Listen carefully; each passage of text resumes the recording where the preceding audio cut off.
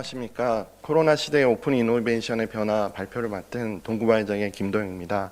오늘은 저희가 여러 가지 관점에서 이 오픈 이노베이션과 코로나의 영향을 살펴볼 수도 있지만, 제가 속해 있는 중견 사업, 제약 사업자의 입장에서 이 영향력을 어떻게 해석하고 우리가 어떻게 대응해야 되는지, 어떤 변화들이 있었는지를 좀 살펴보도록 하겠습니다. 오늘 말씀드린 내용은 크게는 이제 코비드-19이 어떤 임팩트를 줬는지, 그리고 그 변화에, 그런 환경 변화에 의해서 우리가 어떤 오픈 이노베이션을 해야 되는지, 그리고 동구바이오제약이 어떻게 해서 오픈 이노베이션 전략을 펼치고 있는지를 좀 설명을 드리고자 합니다. 사실은 굉장히 무거운 주제이고 또 나름 중요한 주제이기 때문에 제가 사실은 어떤 말씀을 드릴까 고민을 많이 했었는데, 우리나라에는 지금 한 260여 개의 그 완제품 제약사가 있습니다. 그 중에 20개 제약사를 제외한 나머지 제약사가 대부분 중견사, 그다음에 중소사이기 때문에 그들의 입장에서 이 코로나 임팩트를 어떻게 해석하고 또 어떻게 오픈 이노베이션 하는 것이 중요한가, 그런 내용들을 전달드리는 게 훨씬 유익할 거라는 생각이 들어서 저는 오늘 국내 중견 제약사의 입장에서 좀 더 현장감 있는, 제가 경험한 그런 경험들을 토대로 한 현장감 있는 코비드-19의 그 임팩트를 좀 설명을 드리고요. 이 위기를 극복하는 오픈 이노베이션의 어떤 실마리를 미약하나마 제시하고자 합니다. 저희 회사에 대해서 조금 이해를 하셔야 그 중견 제약사의 관점이라는 게 좀 이해가 되실 것 같아서 제 소개와 회사 소개를 간단하게 하겠습니다. 저는 경영을 전공했고요. 지금 박사 과정에서 오픈 이노베이션을 연구하고 있습니다. 그리고 컨설팅 업계에서 일을 했고, 저희 투자사인 그 D&D 파마텍에서 공동대표를 한 경험이 있습니다. 현재는 광운대학교에서 그 학생들에게 하이테크 마케팅을 가르치고 있습니다. 저희 회사는 그 QOL, 그러니까 퀄리티 오브 라이프, 삶의 질을 개선시키는 전문의약품 중심의 제약사입니다. 이 제약사에 있어서는 저희가 피부과와 제약 사업에 있어서는 피부과 비뇨기과의 수위를 달리고 있는 그런 회사이고요. 그 다음에 CMO 사업 확장을 통해서 고수익성을 추구하고 있습니다. 그리고 저희가 그동안 쌓아온 캐피탈을 가지고 바이오 투자를 통해서 사업 시너지 및 캐피탈 게인을 추구하는 그런 바이오 사업 투자 쪽이 저희의 메인 사업이라고 보시면 되겠습니다. 회사는 그 매년 12.5% 정도 성장을 하고 있습니다. 그리고 저희가 2018년도에 상장을 한 이후에 오픈 이노베이션을 통해서 비약적인 오가닉 그로스를 추구하고 있습니다. 그래서 계속 우상향의 퍼포먼스를 나타내고 있고요. 여기 영업이익이 좀 다소 낮게 보이는 현상은 저희가 자체 생동이라든가 임상, R&D 투자를 많이 늘렸기 때문에 이 갭이 좀 벌어지고 있지만 현재로서는 상당히 클로징 되고 있는 상황입니다. 그리고 작년에 저희가 혁신형 제약기업에 선정이 된 그런 52년 업력의 중견 제약사입니다. 그렇다면 코비드-19의 그 영향력을 어떻게 해석할 거냐, 저는 일단은 양극화되어 있지만 표면적으로는 굉장히 중립적인 영향을 미쳤다라고 이렇게 보여지는 현상이 나타나고 있다고 볼 수 있겠습니다. 여러분들 다 아시겠지만 이제 그 경제 회복의 어떤 양상이라는 것이 K자형으로 나타나고 있는데, 특히 바이오가 속한 기술 집약적 산업 같은 경우에는 성장세가 빠르게, 회복세가 빠르게 증가하고 있지만 나머지 노동지향적인 산업이라든가 대면 산업 같은 경우에는 아직도 회복이 좀 어려운 상황에 그런 양극화가 나타나는 것을 볼 수가 있습니다. 기술 집약적 산업의 대표적인 섹터인 제약바이오 같은 경우에는 코비드-19의 영향도가 이제 타 섹터 대비 표면적으로는 좀 뉴트럴해 보인다는 그런 결과가 보이는데요. KPMG 분석에 의하면은 제약바이오 같은 경우에는 다른 산업 대비 양호한 편으로 나타나 있고, 저희가 원해 처방 금액 추이를 3년간 분석을 해봤는데 실질적으로는 18년 대비 소폭 성장할 정도로 원액 처방액에도 크게 타격을 미치지 않은 것으로 보여지고요. 제약바이오 업종의 지수와 주가 수익률을 보더라도 우상향으로 나타나는 그런 현상을 볼 때 표면적으로는 그 코로나 임팩트가 그렇게 크진 않았다라고 해석을 할 수 있으나 이 뒤에서 제가 말씀드리는 것은 이제 딥다이브에서 보게 되면 양극화가 좀 나타났다라고 이렇게 말씀을 드릴 수 있을 것 같습니다. 그럼 한마디로 코비드-19의 영향이라는 게 무엇이냐라고 했을 때는 저는 새로운 그 방향 전환이 생겼다거나 아니면 새로운 트렌드가 출현했다는 것보다는 기존에 우리가 추구하고 있던 그 변화의 방향이 더 가속화되는 역할을 했다. 엑셀러레이터라든지 캐터리스트의 역할을 했다라고 한마디로 정의할 수 있을 것 같습니다. 그래서 여러분들이 다 경험하고 계신 그 코로나로 인한 그 디지털 트랜스포메이션을 포함해서 모든 비즈니스의 그 변화, 수용성이 가속화됐다고 볼 수 있겠습니다. 그래서 고객의 경험이나 그 다음에 비즈니스 모델의 변화, 그 다음에 디지털 채널의 양성화 이런 것들이 동반되는 그 트랜스포메이션 수용성이 가속화됐다라는 그런 현상을 보이고 있어서 제가 이 차트를 예를 들어서 설명을 드렸습니다. 제가 경험한 그 네 가지 측면에서의 가장 큰 변화는 첫 번째는 그 제약바이오 기업 특성에 따라서 비즈니스 포트폴리오가 현저하게 변화되는 것들을 경험했습니다.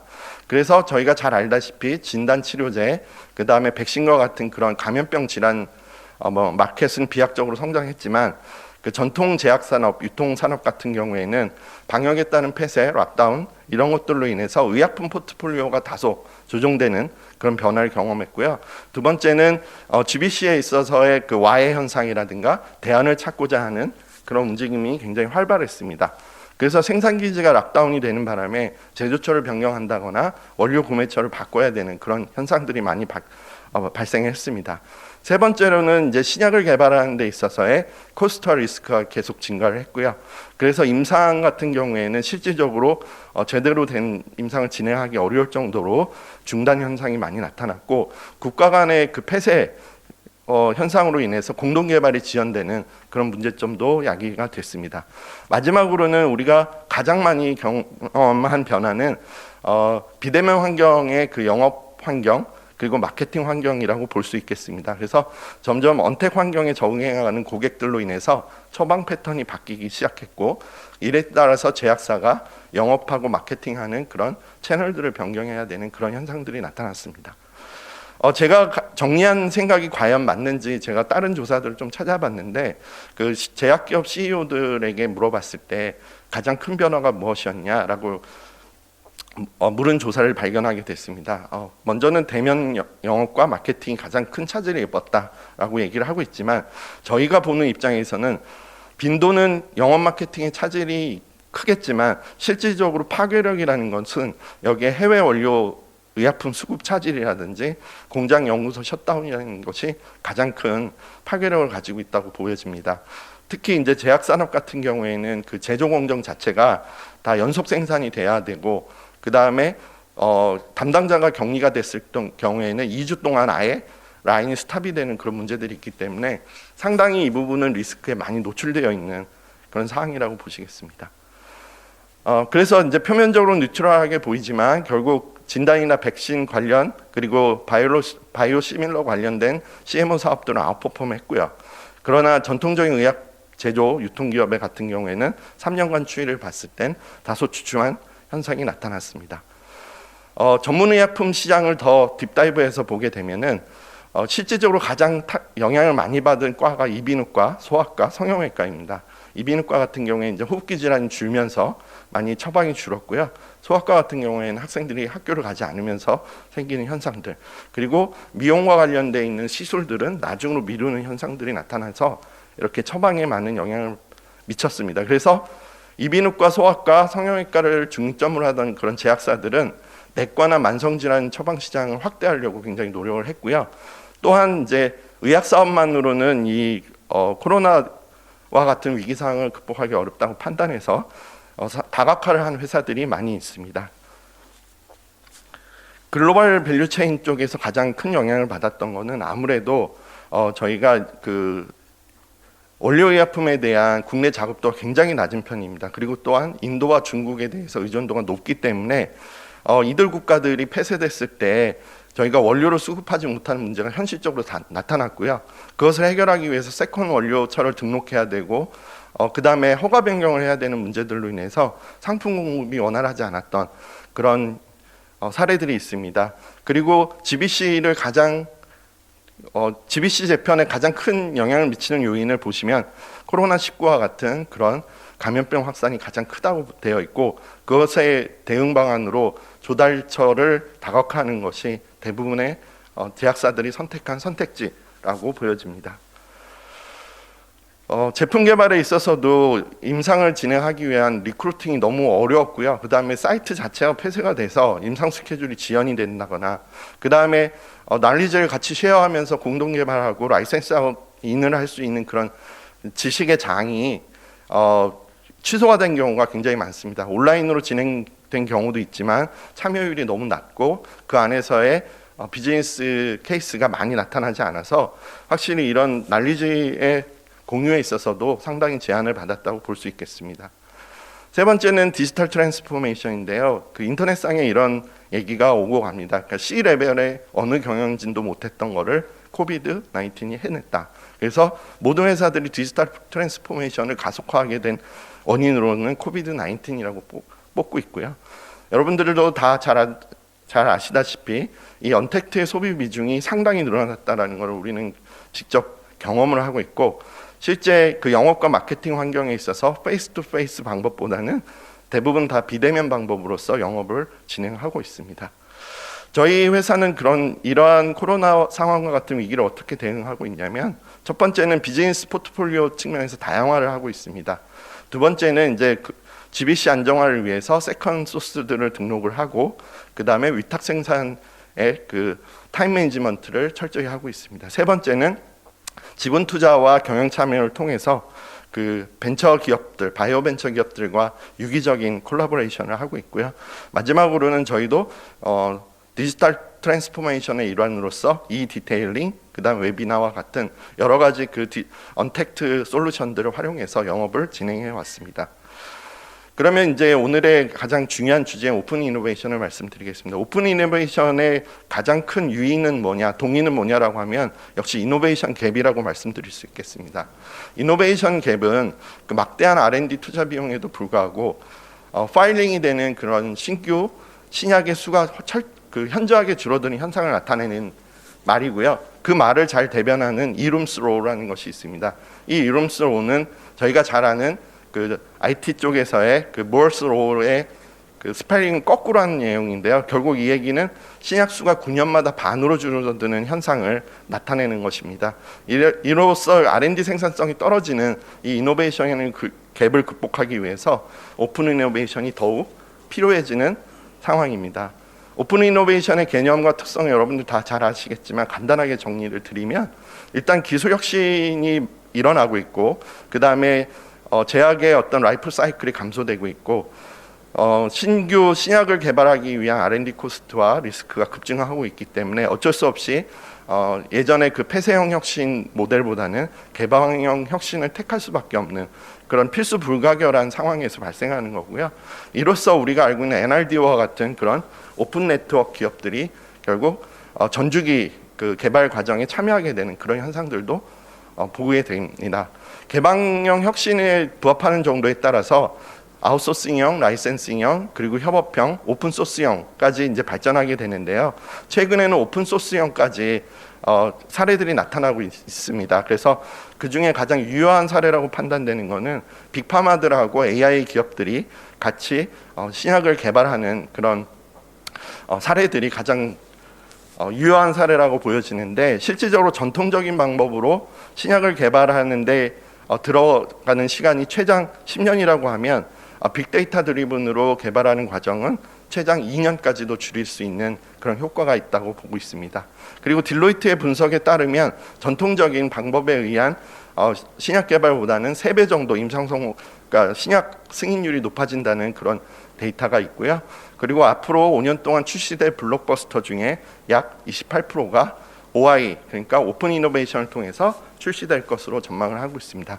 그리고 많은 데이터들이 결국 빅파마를 중심으로 해서 그 오픈 이노베이션이 더욱 활발해질 거라는 것을 입증하는 그런 데이터들이 많이 나오고 있고요. 그리고 결국에는 예전에는 모든 것들을 소유하고 통합했던 피코 모델에서 이제 느슨한 타일을 가지고 벌처 상황에서 협력하는 형태인 비코로 발전을 할 것이고, 거기에 이제 더 확장된 모델로는 결국 디벨롭먼트가 더 강화된 형태의 CDO나 CDMO가 많이 출현할 것으로 예상이 됩니다.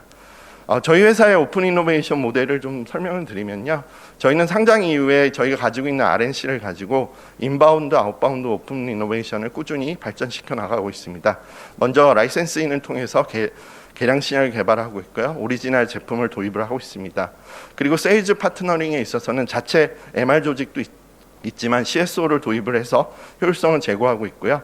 저희가 그냥 단순한 수탁이 아니라 저희가 개발한 제품을 선제적으로 영업하는 CDMO 사업, 그리고 바이오벤처에 저희가 에퀴티를 얼라이언스 하면서 많은 경영 노하우를 전수하고 사업 기회, 협력 기회를 얻어내는 그런 모델을 사용을 하고 있습니다.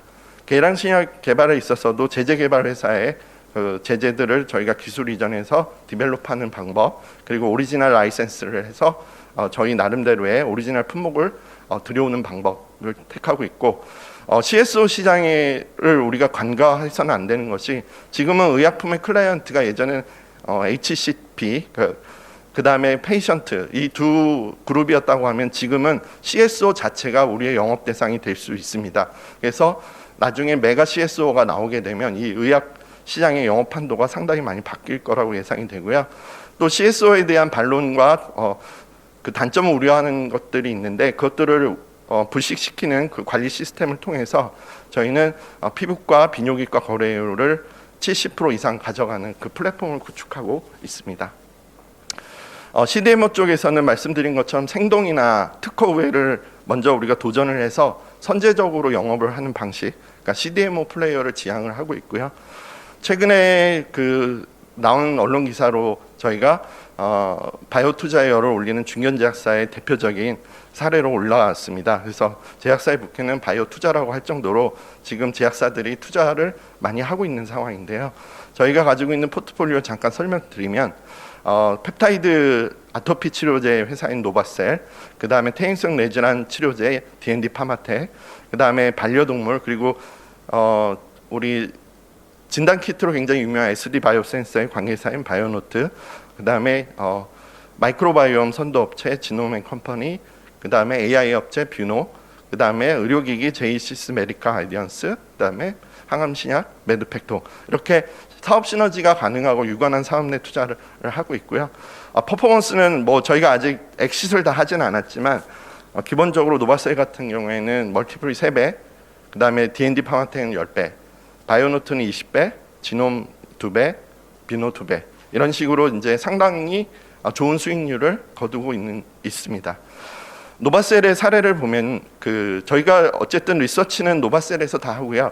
저희가 공동 개발을 통해서 제재를 개발한다거나 임상약을 만드는 그런 작업들을 같이 하고 있고, 저희의 생산 인프라나 영업 인프라를 공유하는 그런 사업 시너지를 같이 추구하고 있습니다. 그리고 D&D 파마텍 같은 경우에는 미국 내에 있는 5개의 회사의 지주 회사인데요. 이 회사와 처음부터 이 회사를 설립하는 과정에서 저희가 경영 참여를 해서 리서치와 매니지먼트를 구분을 해서 동구바이오제약이 리드를 하고 D&D 파마텍이 리서치를 담당하는 구조로 설계를 했고, 그 이후에 이제 6개 VC가 들어오면서 마수거리 투자가 된 케이스고요. 그걸로 인해서 저희가 코CO를 담당하기도 했고, 그다음에 여러 가지 내부 통제와 경영 관리와 관련된 경영 노하우를 전수한 적이 있습니다. 이것을 대가로 해서 회사에서는 우리가 새로운 파이프라인들을 공동 개발할 수 있는 기회를 얻고요. 그다음에 판권 그리고 개발과 관련되어 있는 우선 협상권을 얻을 수 있었습니다. 마지막으로 그러면 동구바이오제약의 이 오픈 이노베이션 모델은 어떻게 가야 되느냐라고 했을 때 정답은 저는 CBC라고 생각합니다. CBC는 여러분들 다 잘 아시는 것처럼 모기업의 그 자본을 가지고 파이프라인을 인수한다거나 새로운 사업 기회를 물색하고 그 다음에 그 경영 노하우와 핵심 역량을 전이해서 시너지를 일으키는 모델 중에 하나이고요.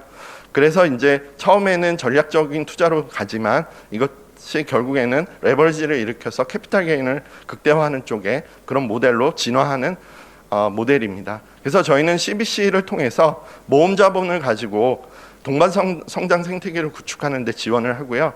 대주주가 가지고 있는 핵심 역량을 전이함으로써 저희가 장기적인 투자처 아니면 단기적인 투자처 그리고 얼리 스테이지에 있는 파이프라인 그 다음에 상용화 시점에 있는 파이프라인들을 두루 지분 참여를 함으로써 경영 참여 기회를 얻고 그 반대급부로 기술 이전을 받거나 공동 개발할 수 있는 그런 모델로서 오픈 이노베이션을 지속적으로 추구해 나갈 것입니다. 마지막으로 제가 이 장표를 말씀드리면서 정리를 하고 싶습니다. 맥킨지에서 발표한 자료인데요. 그 위기의 시대에 그 혁신을 추구했던 기업들은 위기의 시기에도 10% 이상의 그 마켓 대비 아웃퍼폼을 했고 그 위기가 지나고 난 다음엔 30% 이상의 아웃퍼폼이 나타났다라는 그런 분석 결과입니다. 그래서 만약에 저희가 이 2008년이라고 되어 있는 부분을 지금이라고 대입을 시킨다면 향후에 어떤 모습이 나타날 수 있을까 상상할 수 있을 거라는 생각이 들고요. 이 시점에서는 정말 혁신적인 성공 기업이 이 위기를 극복하기 위해서 꼭 필요한 그런 자질은 바로 이 담대함, 용기가 있어야 된다고 생각합니다. 그래서 꼭 대한민국의 중견 제약사들이 이 위기에 투자하고 다 아웃퍼폼할 수 있는 그런 기회로서 코로나 19을 삼았으면 좋겠습니다. 이상으로 발표를 마치겠습니다. 감사합니다.